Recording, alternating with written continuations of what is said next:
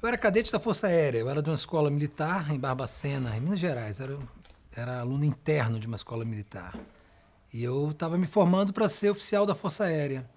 Mas desde sempre, desde que eu comecei na carreira militar, eu percebi que aquela não era a minha praia.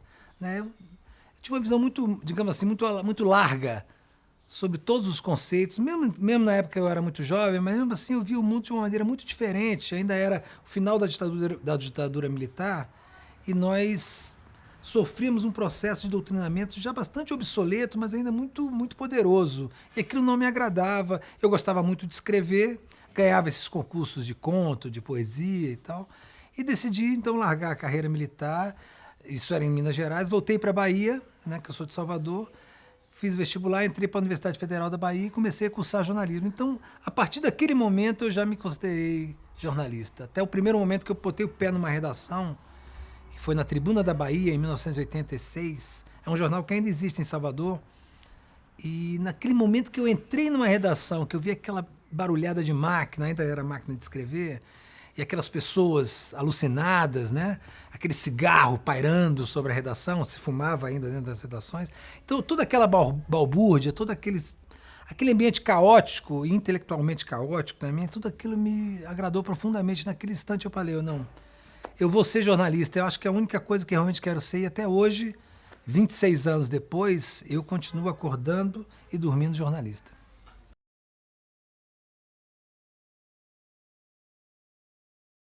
Olha, quando eu comecei, eu admirava, na verdade, um jornal, o Jornal do Brasil. Eu era fascinado pelo jornal. Eu ficava em Salvador, o Jornal do Brasil chegava muito tarde. Poucos exemplares nas bancas, ali às 4 ou 5 horas da tarde, chegavam alguns exemplares. Eu corria para comprar, e eu tinha tanta vontade de trabalhar no Jornal do Brasil, que eu comprava o Jornal do Brasil e comprava aquele liquid paper e apagava o nome das pessoas e botava o meu nome, para ver como é que ficaria o meu nome como jornalista assinando uma matéria do Jornal do Brasil. E na época eu gostava muito do Ricardo Noblat. Né? Eu gostava das matérias que ele escrevia, da forma como ele escrevia e da maneira como ele se posicionava naquela época em relação à política e aos políticos. Gostava, já tinha muita influência também da Folha de São Paulo. Foi no momento que a Folha participou dos movimentos das diretas e se renovou, né? Jovens jornalistas assumindo postos de comando no Projeto Folha, tudo aquilo me fascinava. Eu gostava muito, já tinha a figura do Mino Carta como uma figura essencial no jornalismo brasileiro. Jânio, né? Jânio de Freitas também era um personagem que eu gostava muito. Uhum. Mas eu gostava basicamente, me interessava muito pelo ofício, pela maneira, pelo modo de vida do jornalista, mais do que de jornalistas.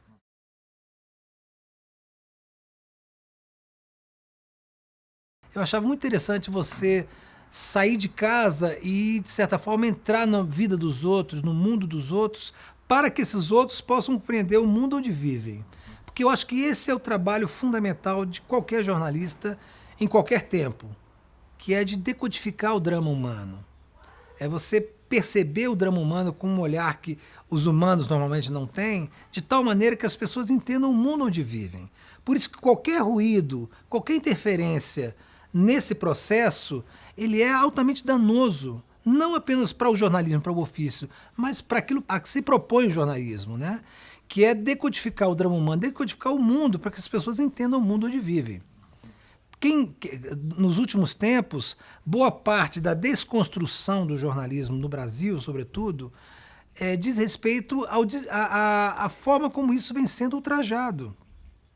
Nós perdemos um pouco, nós perdemos muito, e tem uma geração que está perdendo muito mais do que a minha, o senso da função social do jornalista, de como nossa profissão é muito nobre, é uma profissão muito antiga e muito nobre, porque nós proporcionamos às pessoas a compreensão da sociedade, né, e do mundo onde elas vivem. E para isso nós temos que desenvolver uma linguagem muito específica, que é a linguagem jornalística. Ou seja, nós vamos atrás, né, apuramos uma série de coisas, falamos com pessoas, fazemos entrevistas, lemos documentos, né, observamos muitas coisas, formamos um bolo de coisas e transformamos isso numa linha muito tênue, ao mesmo tempo muito simples e ao mesmo tempo muito complexa, que é a linguagem jornalística. Por isso, inclusive, que eu sou um defensor de que somente jornalistas podem fazer isso. Não se deve nunca confundir comunicador Comunicadores somos todos nós.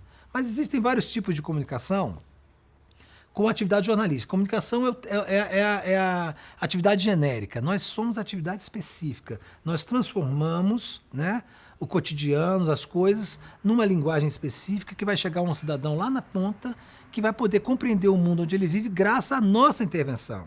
Esse, então, é um trabalho muito nobre. E é um trabalho baseado, basicamente, na solidariedade. Nós somos trabalhadores solidários.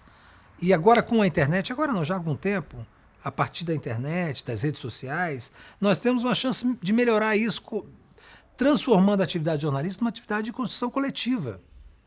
Eu, por exemplo, hoje trabalho muito me contactando com as redes sociais, não só para ter retorno do que eu faço, mas para captar pautas. Muita gente me escreve no Brasil inteiro. Olha, Leandro, eu moro aqui no interior da Bahia e o prefeito da minha cidade está fazendo isso, isso, isso. Olha, eu sou funcionário do Banco do Brasil e tenho fazendo... Então, eu sou militar, mas está acontecendo isso no meu quartel. Então, eu recebo essas pautas, naturalmente, checo as informações e transformo em notícia.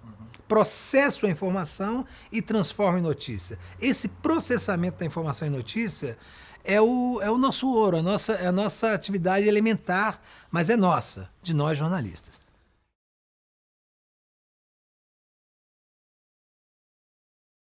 Existe. Eu tenho, assim, eu trabalho com fatos. Eu, na verdade, acredito que na hora que você processa a informação, você está processando, você está encadeando uma série de fatos que vai se transformar numa notícia ou não, dependendo daquilo que você fizer. É claro que sim, que a visão pessoal sobre um fato, né, ela nunca é igual, ninguém vê a mesma coisa da mesma forma. Mas o conceito da verdade factual, por exemplo, para mim ele é muito sólido, ele é muito fácil de ser identificado. A verdade factual, ela é um elemento do jornalista. Ela não pode ser desconstruída simplesmente porque você acha que aquilo não é verdade. Tem certos fatos, as coisas que acontecem, que para nós jornalistas são um elemento básico, assim, é o nosso instrumento de trabalho, é o fato. Tudo mais, a linguagem, a edição, os processos todos para publicação, colocação de imagem, enfim, tudo isso é floreio. Nosso elemento básico de trabalho é a verdade factual.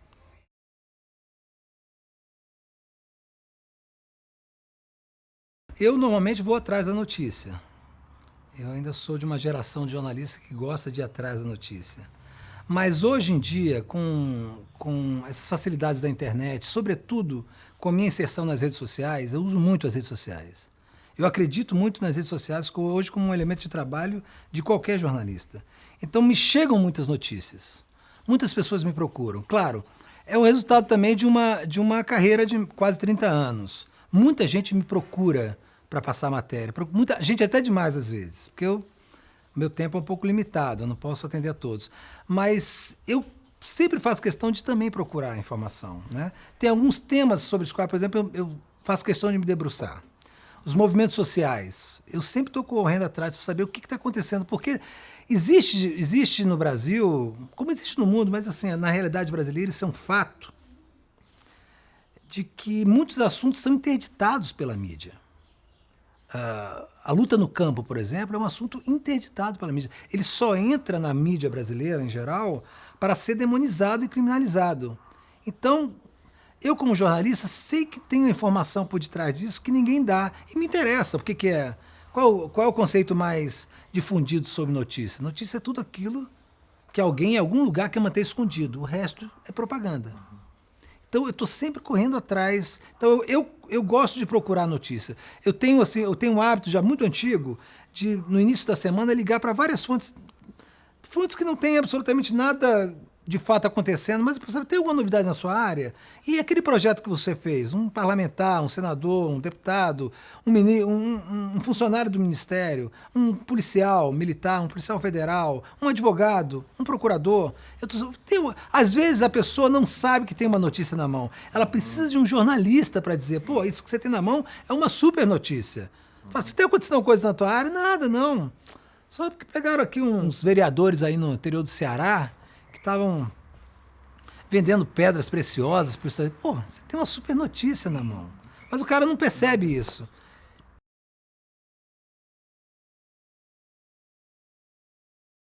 Todo mundo que te passa informação tem um interesse. Não existe fonte sem interesse. Às vezes é um interesse pessoal, às vezes é um interesse comunitário, às vezes é um interesse de ferrar com alguém, né?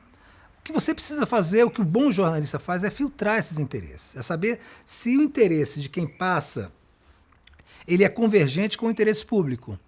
Se aquilo tem uma vocação jornalística, se aquilo tem pertinência jornalística, se aquilo é uma notícia que vai interessar ao público e não uma ação individual para se promover ou para assassinar a reputação de alguém. Esse é assim, se você não faz esse filtro, você se torna cúmplice de uma fonte calhorda, por exemplo. Você tem que fazer esse filtro. Eu faço esse filtro naturalmente. Ou seja, é uma coisa que você, depois de um tempo de trabalho, depois de alguns anos de profissão, você já percebe qual é o interesse daquela fonte. Mas isso não é um problema, né? Eu acho que o mais importante na relação com a fonte é você determinar que essa relação é estritamente profissional. Eu não tenho amigos fontes. Não tenho amigos. E olha que eu estou nessa praia há muitos anos. Então eu não frequento a casa de fontes, nem elas frequentam a minha casa, né? Eu não me confraternizo com fontes. Assim, tem fontes que eu conheço, por exemplo, fontes da Polícia Federal, que eu cubro há muitos anos, de 20 anos, mas não somos amigos. Né? Temos respeito, nos tratamos, temos a camaradagem, mas não somos amigos. Eu assim, não sou amigo de fonte e recomendo que fontes não sejam amigos de jornalistas. Porque assim, tem uma coisa engraçada, as pessoas imaginam, é porque todo mundo acha que pode falar de jornalismo, todo mundo tem opinião sobre jornalismo. Todo mundo tem uma opinião se o jornalista deve ter ou não diploma, se o jornalista deve fazer isso ou aquilo, se é certo o jornalista dizer aquilo. Se as pessoas não entendem que o jornalista é um trabalhador como outro qualquer. As pessoas às vezes não entendem que o jornalista, apesar de teses em contrário, fazem parte do gênero humano. Eu às vezes saio de casa para fazer uma matéria e não estou bem-humorado. Eu tive um problema em casa com minha mulher, com meus filhos, ou estou com um problema de saúde, ou estou simplesmente mal-humorado. E assim, naquele dia a minha relação com as fontes é outra. Como eu estabeleci uma relação profissional, a interferência disso é mínima. E o jornalista, quando ele sai de casa, ele não sabe fazer amigos. Eu já tenho os meus amigos. O motorista de ônibus, quando ele pega o ônibus de manhã para ir trabalhar até de noite, ele não está ali fazendo amigos, ele está dirigindo. A mesma coisa é o jornalista. Então, quando eu estou conversando numa entrevista, eu não estou fazendo amigos, eu não estou preocupado em ser amigo de ninguém. Eu estou preocupado em cumprir aquela missão que eu tenho, que é de quê? De decifrar aquele drama humano em menor ou maior escala e transformar aquilo numa informação que possa ser interpretada por qualquer pessoa. Então, a fonte, para mim, é um instrumento de trabalho. A minha relação com ela é extremamente profissional. Então, eu estabeleço sempre um limite muito claro. E quando você estabelece esse limite, naturalmente, a fonte se constrange em querer fazer algo mais do que só lhe passar a informação.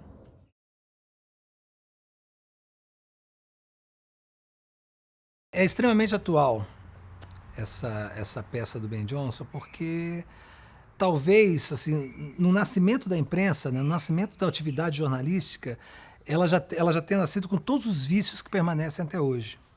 E um dos grandes vícios, os mais terríveis vícios da imprensa, eu posso falar da imprensa brasileira, é justamente você estar criando uma geração, você está gestando uma geração de jornalistas que não tem compromisso com a realidade, que já vem da classe média e que já vem de uma classe média dominada por uma cultura extremamente reacionária.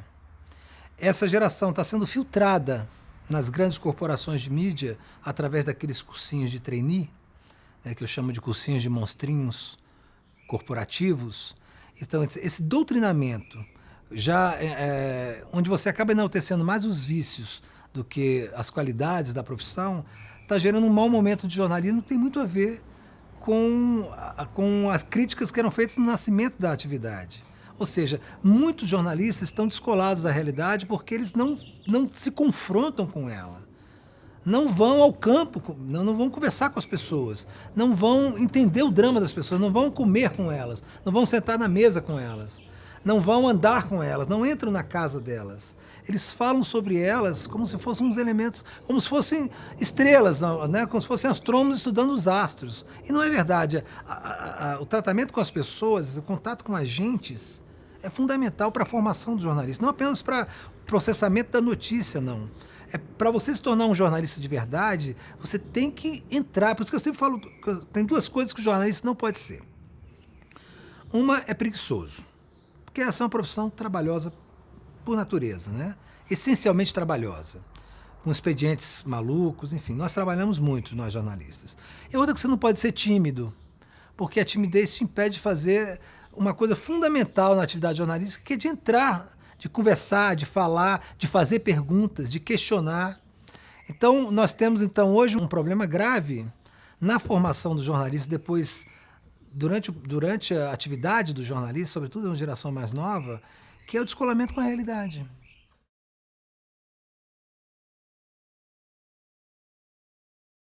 Pois é, mas essa é uma tradição da imprensa brasileira. Você manda o repórter para a rua para ele se adaptar à tese que foi decidida na reunião de pauta. A matéria já está decidida.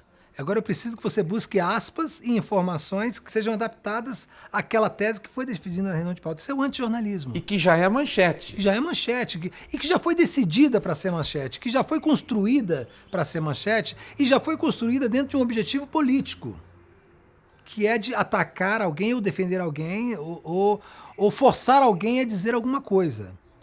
Esse é o antijornalismo, mas ele é praticado em larga escala no Brasil, sobretudo na época em que vivemos. Isso tem sido feito no Brasil de uma forma criminosa e muitíssimo preocupante, porque a imprensa brasileira ela se aparelhou nos últimos anos, né, como uma atividade partidária de oposição. Nitidamente, sem máscaras. Então, para se aparelhar como oposição partidária, necessariamente esses veículos tiveram que deixar de exercer o jornalismo. Porque o jornalismo, ele naturalmente, ele impede esse tipo de aparelhamento. Porque qual que é a premissa mais básica de se fazer jornalismo? É que você tem que ouvir vários lados, você tem que checar as informações para processá-la e transformá-la em notícia. Isso foi abandonado. Esse tipo de jornalismo, quer dizer, isso não é jornalismo. Isso é uma atividade que usa a linguagem jornalística, mas é, no fundo, uma atividade criminosa. É uma atividade que tem estado muito em voga no Brasil nos últimos anos, sobretudo como atividade partidária, que é de assassinar reputações para minar determinados setores políticos no Brasil. No caso, os governos Lula e o governo Dilma. Há uma guerra aberta contra eles dentro da mídia. Isso não é novidade. Isso não tem nenhum mistério sobre isso.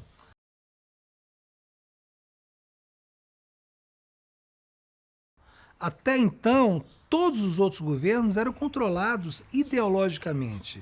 Esses grupos viviam numa permanente zona de conforto. Não havia surpresas. Com esses governos, né, e esse é um fenômeno muito da América Latina hoje, você vê na Argentina, no Equador, na Bolívia, na Venezuela, são todos demonizados pelas mídias em seus países da mesmíssima forma como é feito no Brasil. Em alguns casos, de forma mais grave. Mas no Brasil se repete o mesmo modelo e a mesma fórmula. Assim, como não são governos escolhidos por esses grupos, eles não têm segurança do controle ideológico, não sabem o que pode acontecer. Eles são sujeitos a surpresas. E são sujeitos também a ter que noticiar ações governamentais que não se coadunam com a ideologia deles, né? A mídia brasileira é de direita, está formando jornalistas de direita, está se tornando um ambiente de direita, um ambiente extremamente reacionário, e não se adequa de jeito nenhum aos anseios da população que vota. Não conseguem eleger a três governos os seus candidatos. Então, assim, não haverá jamais. Assim, é impressionante como ainda tem gente dentro dos governos, dentro dos setores progressistas da sociedade brasileira, que acredita que possa haver uma conciliação entre a mídia brasileira e os interesses populares. Não vai haver jamais. Eles não se coadunam, eles não fazem parte do mesmo universo.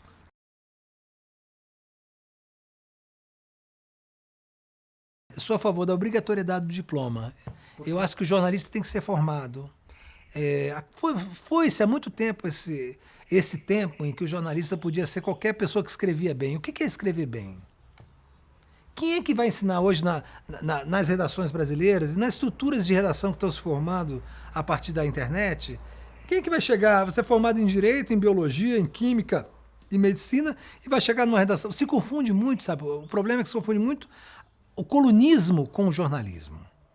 Opinião, todo mundo tem e pode escrever. Não é preciso diploma para escrever coluna de opinião em jornal. Porque sempre lembram do caso do Drauzio Varela, porque é um grande sujeito que escreve bem, escreve em jornal, mas ele não sabe fazer matéria.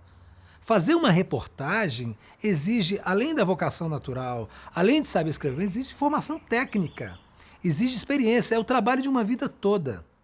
Você só se torna um bom repórter depois de muitos anos trabalhando como repórter, mas você tem que ter se formado para isso, você tem que ter o conhecimento técnico para isso, você tem que ter estudado não apenas a maneira de escrever, você tem que ter a história do jornalismo, teoria de comunicação social, você tem que ter uma visão geral do estudo do jornalismo num ambiente acadêmico para depois começar a trabalhar. Não é qualquer um que pode ser jornalista. A minha briga é essa, não é qualquer um que pode ser jornalista. Você tem que se formar em jornalismo. Então a questão do diploma não é o canudo, não é o papel. É que aquilo é resultado de um processo de formação que se estende pela vida toda.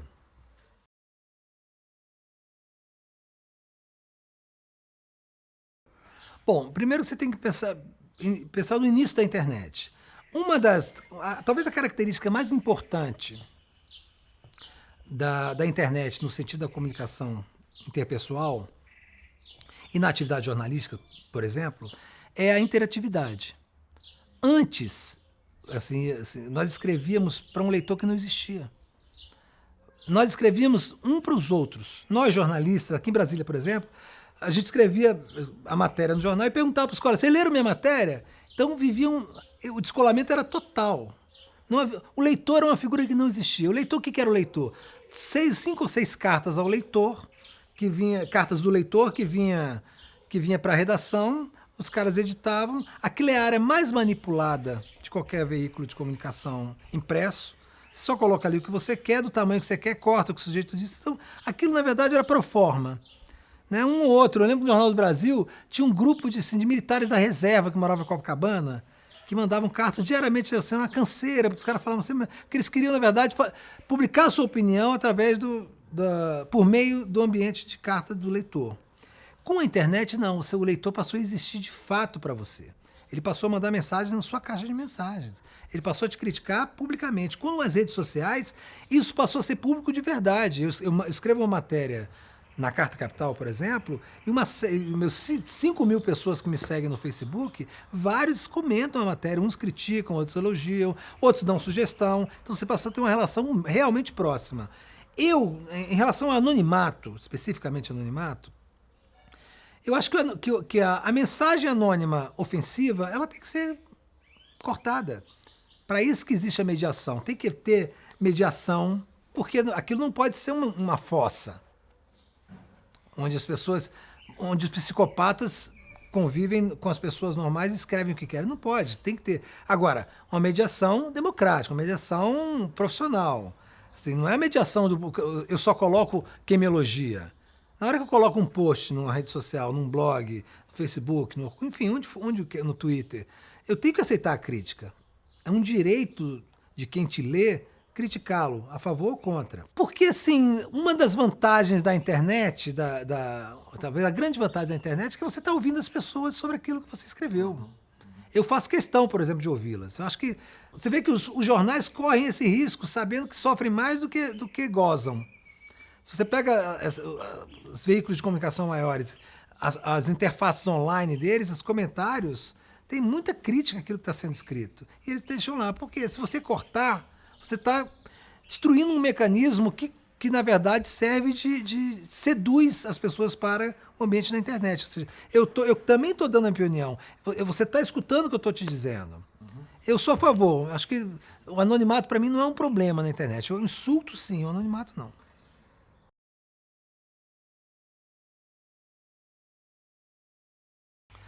Eu confesso para você que eu nunca penso nisso.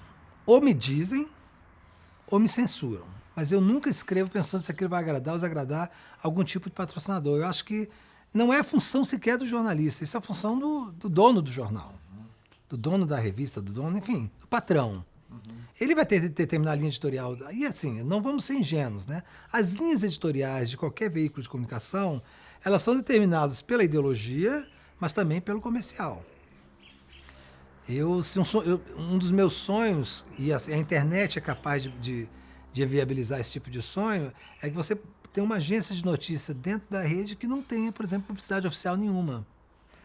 Porque mesmo você sendo correto, honesto em relação você tem honestidade intelectual na hora de escrever, vai ter sempre aquele ruído da publicidade oficial ali zumbindo em torno daquilo que você escreve. Mas assim, o jornalista não tem que se preocupar com isso. O jornalista não tem que ter autocensura, ele tem que ter honestidade intelectual. Ele tem que escrever o que tem que ser escrito. Ele tem que contar a verdade. Olha só, eu pessoalmente acho que a publicidade oficial é sempre um problema. Ela vai sempre colocar sob suspeita, de alguma forma, o veículo que está sendo financiado.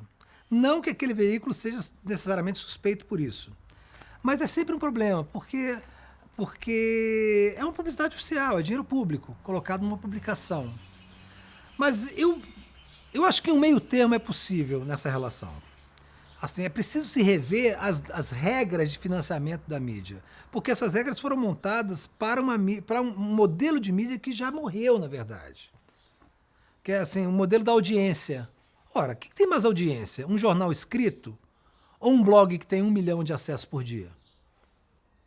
O que tem mais audiência? Agora, as redações vivem esse dilema. Viveram mais nos anos 90. Foi quando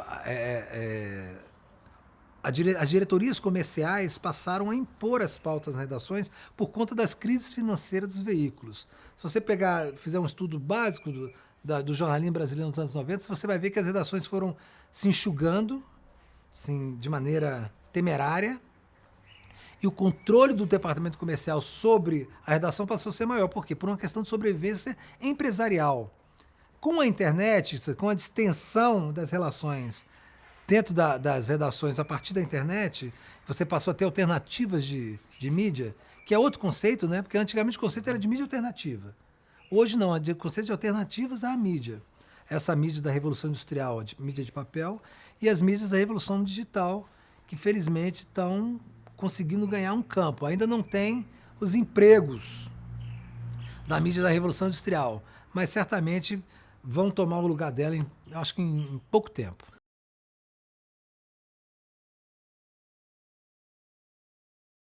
Assim, você pega um ambiente de internet, um blog, por exemplo, uma plataforma qualquer, aquele tem um acesso de 1 milhão num dia. Só que os posts, as informações são replicados em outros blogs. Há uma disseminação exponencial de informação que a gente não tem exatamente a noção do tamanho. Qual é a maior audiência? Porque, por exemplo, tem uma lei que obriga que se você perder o seu seu diploma universitário, você tem que publicar durante 3 dias num jornal impresso. Um dos requisitos para você conseguir outro, você tem que publicar. Isso faz algum sentido? Primeiro que o jornal impresso, assim, as pessoas, os quarentões para cima, continuam lendo, mas as novas gerações não têm nenhum contato físico com o jornal impresso. Aquele papel, aquela sujeira nas mãos, aquela desordem, né? Os jornais de papel, eles já acabaram, na verdade. Eles sobrevivem porque eles são parte de um negócio que é muito complicado para ser desmontado. São negócios seculares. Prensas e caminhões. Prensas, caminhões, distribuições, empregados, né? Modelos de gestão, tudo isso está sendo desconstruído aos poucos, porque são modelos de negócios e modelos de controle político também muito arraigados. É sempre impressionante ver, por exemplo, como a repercussão de matérias de jornal escrito são fortes dentro do Congresso Nacional. Assim, não tem nada a ver com a realidade fora do Congresso. As pessoas veem a internet. Elas acessam de manhã. Eu, particularmente, não leio jornal de papel há muitos anos. Não toco. Na verdade, sim, eu sou um jornalista que nunca gostei muito do papel. Quando surgiu a internet, eu percebi que aquele era o meu momento. Não, esse é o lugar que eu gosto, porque assim, não preciso ler um jornal. Eu posso ler várias notícias de vários jornais e ver as críticas, os posts de blogs, né? As informações em redes sociais, as análises críticas feitas por pessoas independentes da mídia. ver os outros comunicadores, porque tem uma coisa muito interessante nesse processo. Com o surgimento da internet, nós jornalistas perdemos a intermediação exclusiva da informação. Antigamente, o cidadão comum só sabia o que estava acontecendo pelas mãos de um jornalista. De repente, você passou um caminhão pelo meio, que foi a internet, e as pessoas passaram a se informar de outra forma, passaram a ter mais informação sem a intermediação exclusiva. Isso é bom para nós jornalistas também, porque nós não mexemos só com informação. Informação é parte do nosso trabalho, nós mexemos com processamento de notícias. Eu acho que a compreensão do trabalho do jornalista hoje, na verdade, é maior do que era antes. Porque hoje se sabe exatamente o que a gente faz. Você colocar uma informação na internet, qualquer uma, está pegando fogo aqui no supermercado do meu bairro, isso não é jornalismo. Isso é uma informação, isso é uma, sabe? Alguém passando uma informação para outros, quer dizer, tirou a exclusividade. Antes ele só iria ler isso no outro dia no jornal. Mas quem vai lá no incêndio e vai descobrir o que aconteceu, e aí sim produzir uma notícia, somos nós jornalistas.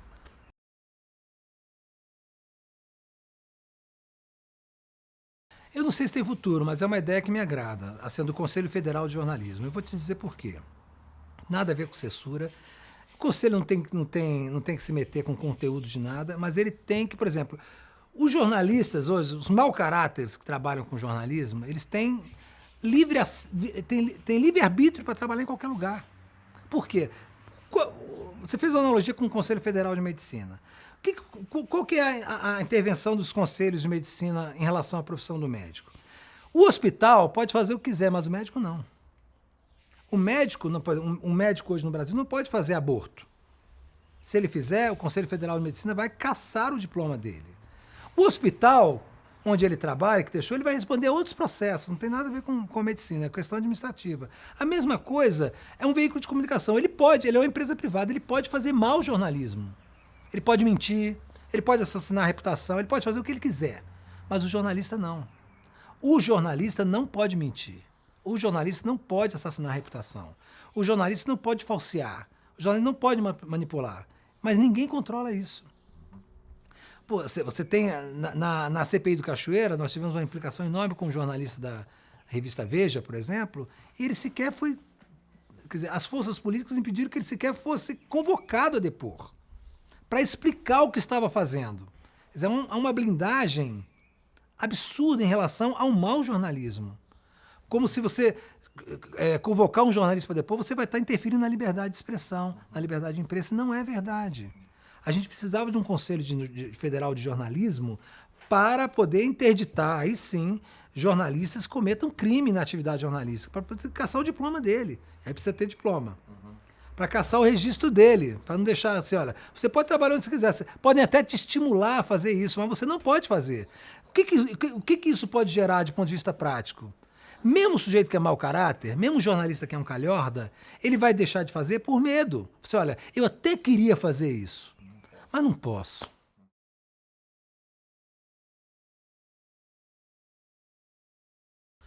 Eu já fui a favor, mas assim, como a gente só teve uma única experiência, que foi na Folha de São Paulo, e o ombudsman hoje está completamente submetido aos interesses da empresa, para mim é uma experiência que não tem mais nenhum sentido.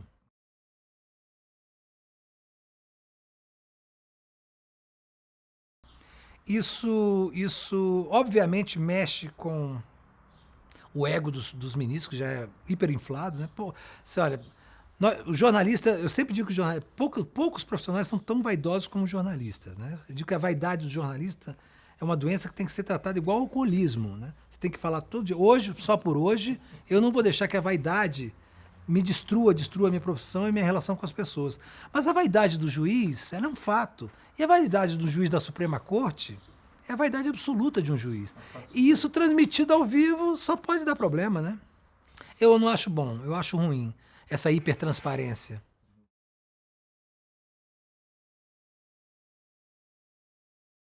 Olha, eu sou ateu, a minha religião é o off.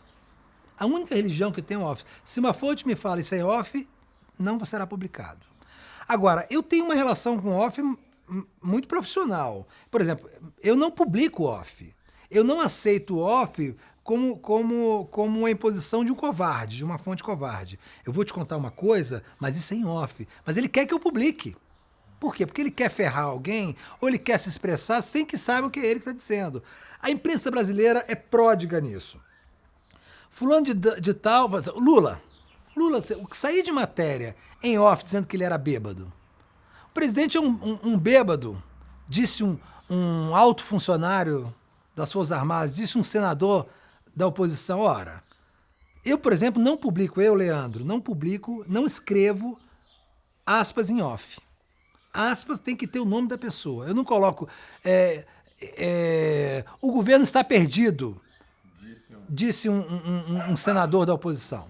Não coloco. Se ele está querendo dizer isso, ele bota o nome dele lá. Eu não uso. Agora, eu uso as informações em off para me levar até algum. Na verdade, o conceito fundamental do off é esse. É de que a pessoa te passa uma informação e você checa e aí vai atrás e produz uma notícia em cima daquilo. Não tem nada a ver com declaração. Então, é assim, eu acredito no off, ele existe. Tenho muitas relações de fontes com off que me ajudam muitíssimo, né? Fontes do governo, fontes militares, fontes policiais e cidadãos comuns que não querem se identificar e me passam informações em off. Mas eu não uso as informações, as declarações dele em off. Eu uso a informação, checo e verifico e aí sim transformo ou não em notícia.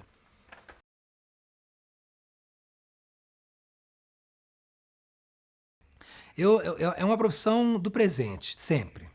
Assim, ela não há eu não vejo eu não coloco em perspectiva se é uma profissão que vai deixar ou não de existir. Ela é tão necessária, ela é tão absurdamente necessária, que eu não vejo como ela possa deixar de existir. O mundo sempre vai precisar de pessoas que sejam capazes, por vocação, por formação técnica e por função social, de decifrar o drama humano e entregá-lo de bandeja, generosamente, para que as pessoas possam entender o mundo onde vivem. Eu acho que essa profissão é muito nobre para acabar.